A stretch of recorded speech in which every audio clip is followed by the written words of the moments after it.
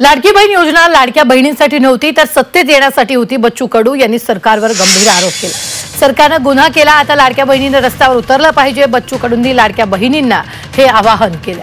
निवडणुकीपूर्वी सरकारने मोठा गाजावाजा करत लाडकी बहीण योजना आणली, मात्र आता लाडकी बहीण योजनेच्या लाभार्थ्यांच्या अर्जाची छाननी होते। त्यामुळे या योजनेवर अनेक जण प्रश्न निर्माण करते। यावर माजी राज्यमंत्री बच्चू कडू यांनी प्रतिक्रिया दिली आहे। लाडकी बहीण योजनेतून अनेक महिला आता अपात्र ठरवल्या जात आहेत। सत्तेत येण्यासाठी करोडो लाडक्या बहिणींची चाचपणी न करता त्यांना पैसे देऊन टाकले। पैसे द्यायच्या आधी पात्र ठरवायचं की पैसे दिल्यावर पात्र ठरवायचं, हा मोठा प्रश्न आहे। सरकारने गुन्हा केलाय, सरकारने मतं घेतली, मात्र आता त्यांचे पैसे बंद करणार ही त्यांची फसवणूक आहे असं त्यांनी म्हटलंय।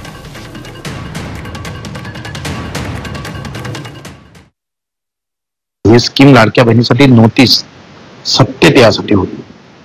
आणि सत्तेत येण्यासाठी त्यांनी 1 ते 2 महिन्यात 1 करोड लाडक्या बहिणीची कुठल्याही विचार चौकशी त्याची कोणी चाचपणी न करता पैसे जाहीर देऊन दिले। आता मग याला जबाबदार कोण आहे? तुम्ही निकष न पाळता जेव्हा पैसे त्यांच्या खात्यात टाकले आणि आता तुम्ही सांगता त्या पात्र नाही आहे, मग पैसे द्यायच्या अगोदर पात्र ठरवायचं का दिल्यानंतर पात्र ठरवायचं, हा पुन्हा प्रश्न आहे। म्हणजे हा व्यवस्थित क्राईम आहे, व्यवस्थित गुन्हा केलेला आहे सरकारनं। लाडक्या बहिणीचे सुद्धा मोठ्या प्रमाणामध्ये आता 4 व्हीलर आणतील, उद्या 2 व्हीलर, मग स्लॅबचं 2 खोल्याचं घर असेल तर घरकुल मिळालं असेल तर तेही काढतील। हळूहळू आणून यांना जो काही आकडा 2.5 कोटीपर्यंत गेला होता लाडक्या बहिणीचा किंवा 3 कोटीपर्यंत होता, तो आता हे 25-30 लाखापर्यंत आणतील।